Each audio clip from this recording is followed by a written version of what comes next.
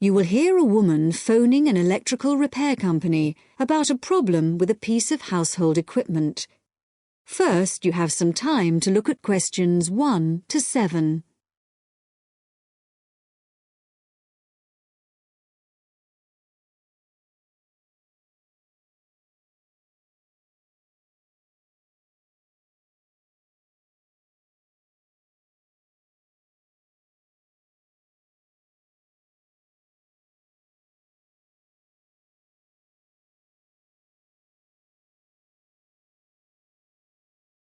Now we shall begin. You should answer the questions as you listen, because you will not hear the recording a second time. Listen carefully and answer questions 1 to 7. Hello, Sinclair Electrical Services, Kevin speaking. Oh, good morning. I believe you do television repairs. That's right, we do. Well, my television's not working, but I don't have a car. Can you come round to see it? That shouldn't be a problem. Good. Can I just take a few details then? Certainly. So, if I could start with your name? Yes, it's Mrs. Douglas. Douglas? It's double S at the end, actually. OK, and the address? 135 Park Hill Avenue. In Somerton? That's right. And would you like my phone number? Yes, please. It's 765-482. 428? No, 82. OK, right. So, what's the problem with the television? Low volume. Even when you turn it up to maximum, it doesn't seem to make much difference. I mean, it's quite an old TV, but it's always worked perfectly well up to now. And the picture's OK. I did wonder. We had a power cut a couple of days ago, and it's not been right since then. I don't know if that could have affected it. It certainly might have something to do with it. Anyway, I'll come over and have a look. Can you tell me the make and model number by any chance? The number will be on the back of the TV. Yes, it's Schneider. That's Schneider. And the model number's, let me see. Yes, it's SVV5002. Right. Is that a fairly recent model? Not really. I got it 7 years ago. I remember the date because it was the year after I moved into this house, and that was 8 years ago. I hope you can fix it. I really don't want to buy another one. Before you hear the rest of the talk, you have some time to look at questions 8 to 10.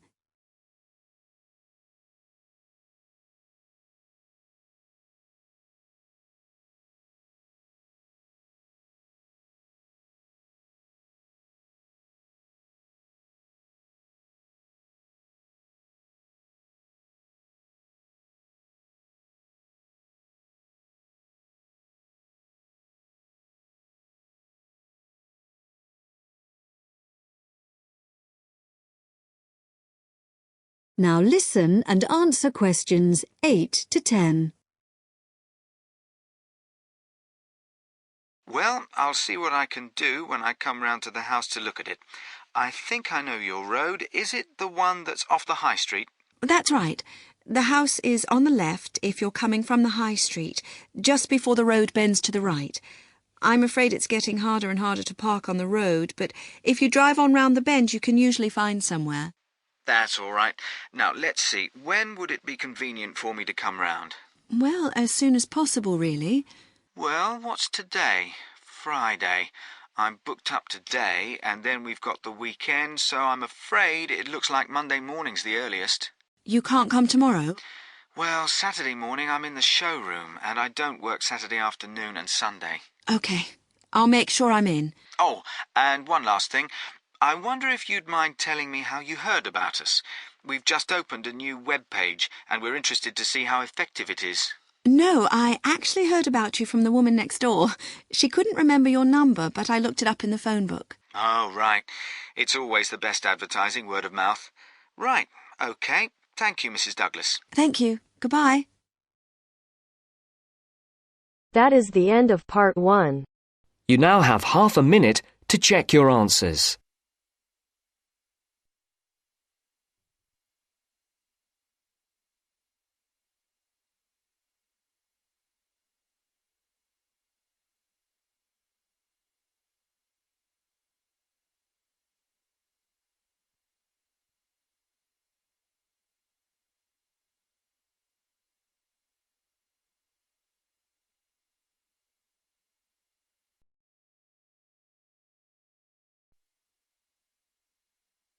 Now turns to Part 2. Part 2. Government's waste strategy yesterday. First, look at questions 11 to 14.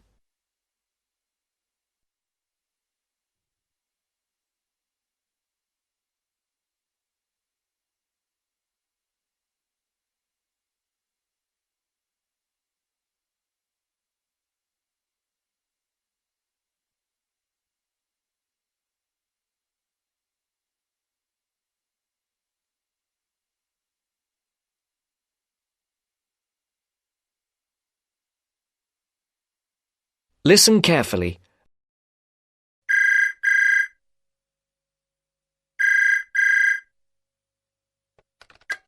Good afternoon, Dr. Dartford speaking. Good afternoon, Dr. Dartford. It's Miranda Smith here. Oh, hello, Miranda. How can I help you? I'm really sorry, but I couldn't come to your lecture on the government's waste strategy yesterday because I was feeling ill.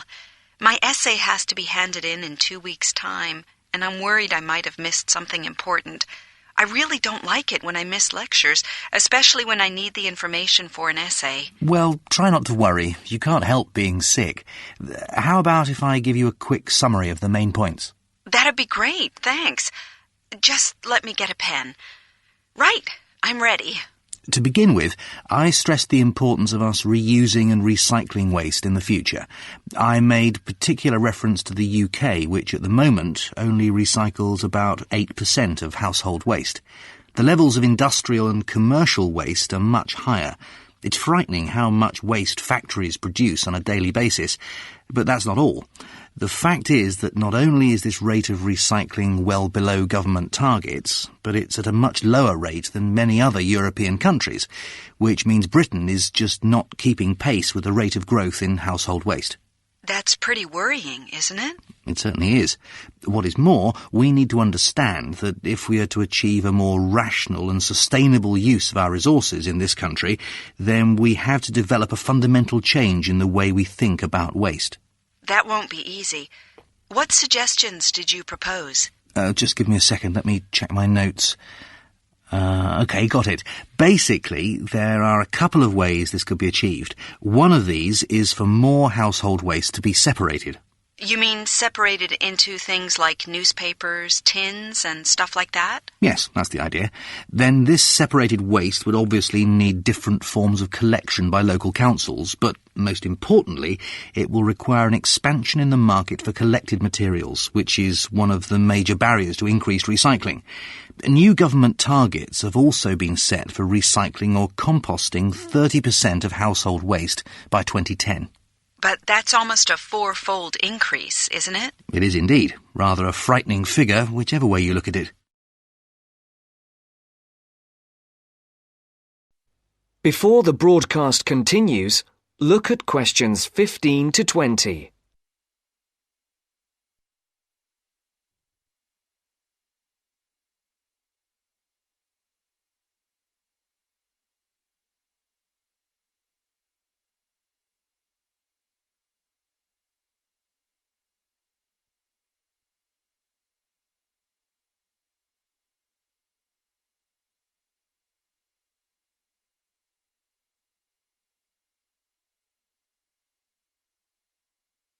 You will now listen to the second part of the talk. As you say, it's a 4-fold increase, but my guess is it won't stop there. You must remember the previous government found that setting targets is one thing, but if the practical policies are not in place, nothing will happen. So what is the government planning to do about all this waste? Well, apparently they're going to publish a final strategy setting out a range of policies to start and sustain the necessary changes. But the interesting part for me was that it's not only up to the government. To say we need more recycling is a simple message, but, and here is the crux of the matter, there's another one that isn't getting enough attention. Really? What's that? It's quite obvious, really. It's us, the general public. We have to reduce the amount of waste we make. It's our responsibility. Did you know that every hour enough waste is produced to fill the Sydney Opera House, and the rate is increasing? Actually, now you mention it, I remember reading somewhere that the reason for all this waste is our increasing wealth and the changes to our lifestyles. I guess it's quite obvious when you really think about it. I mean, it's things like shops and supermarkets selling more pre-packaged foods and ready-made meals. Convenience is the key. People simply want their lives to be more convenient. And there's also technological change that brings pressure to make people change their domestic appliances for newer models. I never thought about that, but you're right. And I'm just as guilty. I threw out my old stereo so I could have a better model, even though there wasn't really anything wrong with the old one. You see, you're a classic example that changing our present throwaway culture is going to be an enormous challenge. At the end of the day, consumers will have an important role to play. It could all boil down to their choices and their willingness to support recycling by sorting their waste and accepting more recycled products. That is the end of part 2. You now have half a minute to check your answers.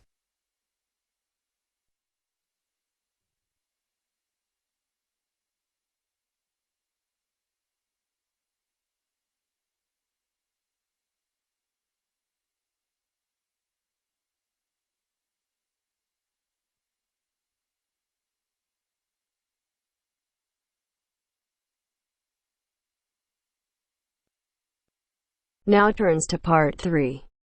Part 3. You will hear a student, Penny, talking to two friends, Ray and Louise, about a television competition Ray has entered called Travel Documentary. Before you hear the conversation, you have some time to look at questions 21 to 26.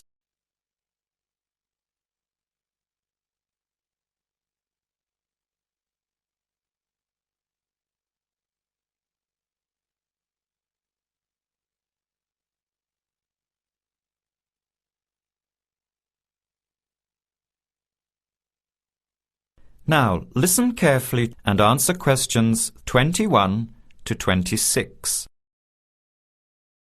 Hi, haven't seen you two in ages. What have you been up to? Hi, Penny. Ray is really excited. He's just been shortlisted for Travel Documentary. He could be off travelling around the world for 3 months. Travel Documentary? What's that? You've never heard of it? Don't you watch TV? Well, actually, no, hardly ever. Especially since I've started working on my thesis. I don't have time to breathe, let alone watch TV. So what's this all about, Ray? Well, actually, it's a competition run by public TV. It involves my two great loves, travel and filmmaking.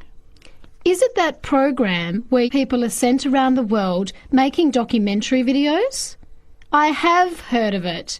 Fantastic! So you've been chosen? Not yet. I'm one of 34 selected for an interview next week, so I've made it through the first cut. Yeah, there were over 200 applicants from around the country. Pretty amazing, hey? Well, I've been lucky so far. What's the next stage? 13 are chosen from the interview to do a 4-week training course in documentary filmmaking. Then, the 8 finalists get sent off with a video camera to travel around the world. Sounds incredible. What's the catch? The catch is that every 2 weeks you have to send in a 10-minute video from a different part of the world. It's broadcast on TV along with the work of 3 of the other competitors and judged by a panel of experts and the TV audience. So you're under a lot of pressure. Wow, I guess so. You mean you're on television every 2 weeks? Yep, that's right. But first I have to be selected. Do you have to have any filmmaking experience to apply? Some background in photography or video making helps, but you're not supposed to be an expert. In fact, you can't apply if you've already worked in filmmaking. We all get the same 4-week course, so we start with the same skills.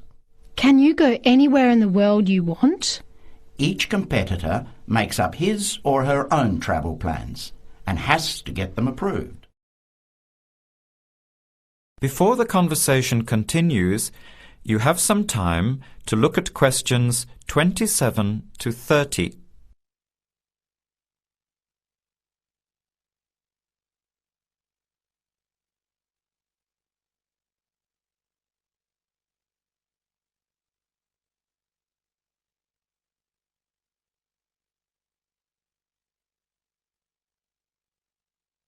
Now, as the conversation continues, answer questions 27 to 30.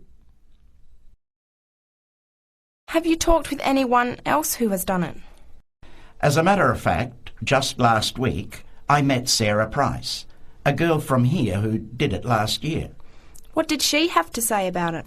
She said it was the most amazing experience of her life, but it was really tough at times.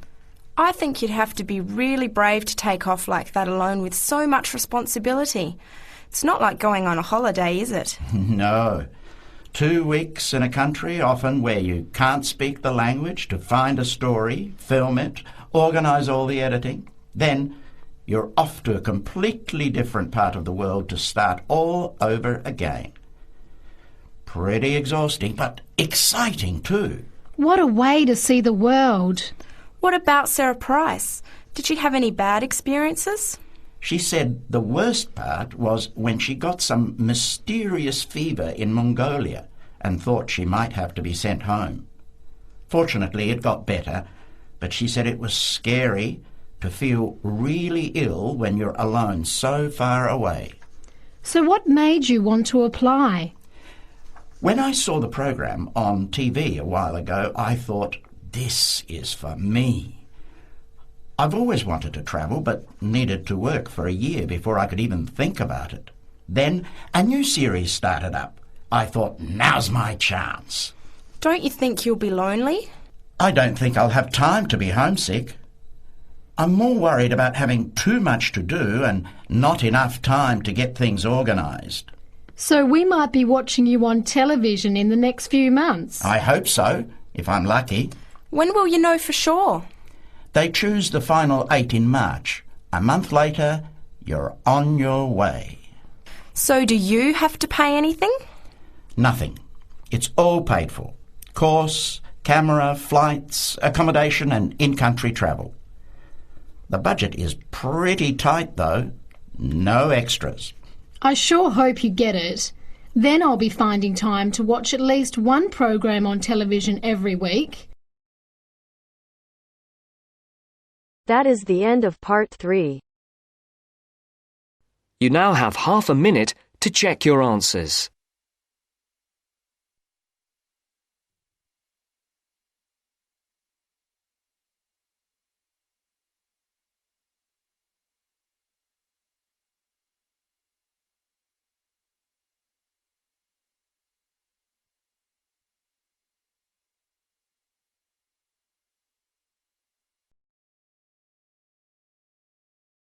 Now turns to part 4.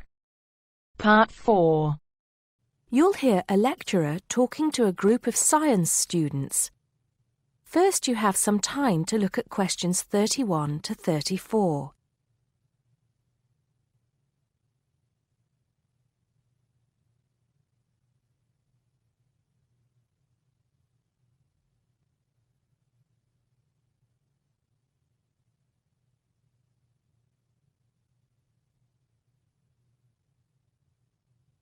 Now listen carefully and answer questions 31 to 34. Good morning, ladies and gentlemen, and welcome to the Science Faculty. As you may know, my field of study is neurobiology, so you may be wondering what I have to say to those of you who are studying physics or chemistry or geology, even those of you who intend to become doctors. In fact, what I have to say is aimed especially at those who wish to enter the medical profession, though the main point applies to all of you. And what is my main point? Basically, it is that you shouldn't get stuck in too narrow a specialization. What I mean is, too often doctors and scientists become experts on one small aspect of their subject and neglect the rest. Perhaps you have heard the joke about a doctor being introduced to another doctor as an expert on the nose. "Oh, yes," said the other doctor. "Which nostril?" I know that more and more it is necessary to specialize, because when you finish your studies, you have to find a place in the job market. But I do believe that it is damaging both to you personally and to the profession. You may be surprised to know how many physicians in the past were men of wide culture. Many were interested in the humanities, from the arts to literature to philosophy. A surprising number of them, from Rabelais to William Carlos Williams, became poets, novelists, and playwrights. Men of science have written clearly and intelligently about society, psychology, and politics. This tradition is not dead. Today, such eminent scientists as Stephen Jay Gould, Jared Diamond, and Richard Dawkins are well known as popularizers of science while maintaining high standards. But more of them in a minute. I'm not saying that while you are studying anatomy, you should sign up for a course in English literature, but reading a few works of fiction in your own time will show you the human mind, just as your anatomy classes show you the human body. Science faculties and medical schools, it seems to me, now largely ignore this human dimension. Furthermore, the study of medicine, and psychology for that matter, is largely about what has gone wrong with the body and the mind. That is, it mostly deals with the abnormal. Before you hear the rest of the talk, you have some time to look at questions 35 to 40.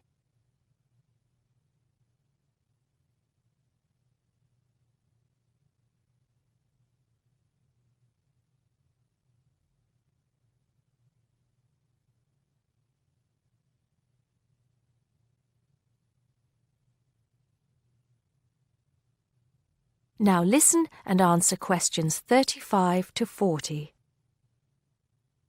So, to try and correct this situation, if only in a small way, I have come up with some extra reading for you to do. Don't worry, I wouldn't have chosen them if I didn't think they were enjoyable as well as interesting. The first on my list I'm sure you've all heard of, even if you haven't read it. It's Bill Bryson's A Short History of Nearly Everything. Now, don't turn your noses up at it just because it's now officially a school book and is written to entertain as well as inform. In fact, I've found it a very good bedside book. Next come a couple of the writers I mentioned earlier. Any collection of essays by Stephen Jay Gould is worth reading. He writes clearly in a language non-scientists can easily understand. In fact, a lot of his essays are responses to questions about science from the general public. He's also entertaining on the subject of baseball. Perhaps you should start with Gould's Wonderful Life. He writes brilliantly about natural history and shows how much imagination and excitement there is in scientific discovery. Then there's Jared Diamond's The Rise and Fall of the Third Chimpanzee, which shows us how close we are to the apes and forces us to look at some of the darker aspects of human nature. After reading it, you won't forget your animal ancestry. But don't let that put you off. It's very readable. You're probably saying to yourselves, just a minute, these are all science books. What about the fiction? I'll come to those in a later lecture. At the moment, I'm just trying to get you to read away from your chosen field of study. However, I will recommend one work of fiction now, though it might come as a bit of a surprise. If it does, it means you haven't read it. The book is The Water Babies by Charles Kingsley. I can see I have surprised you. Well, It is in fact the first fictional response to Charles Darwin's On the Origin of Species. Yes, it is a children's book, but full of surreal fantasy and wit. The fifth book on the list is a biography, The Emperor of Scent by Chandler Burr. To my mind, it's not particularly well written, but it is a fascinating story. It is about Luca Turin, a biophysicist who becomes an expert on perfume, and about how he missed getting the Nobel Prize. If any of you are thinking of a career in scientific research, this book might make you think again. It's a very tough dog-eat-dog business, which brings us to the book that inspired Kingsley's Water Babies, that classic of the genre, Charles Darwin's On the Origin of Species. If you haven't read it already, perhaps you shouldn't be here. If you have, it won't hurt to read it again.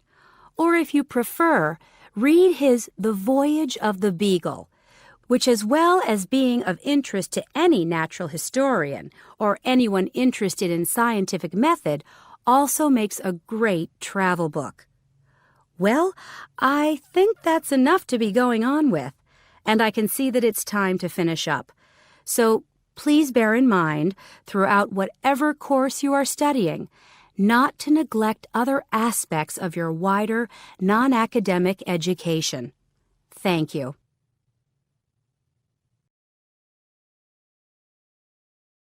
That is the end of Part 4. You now have half a minute to check your answers.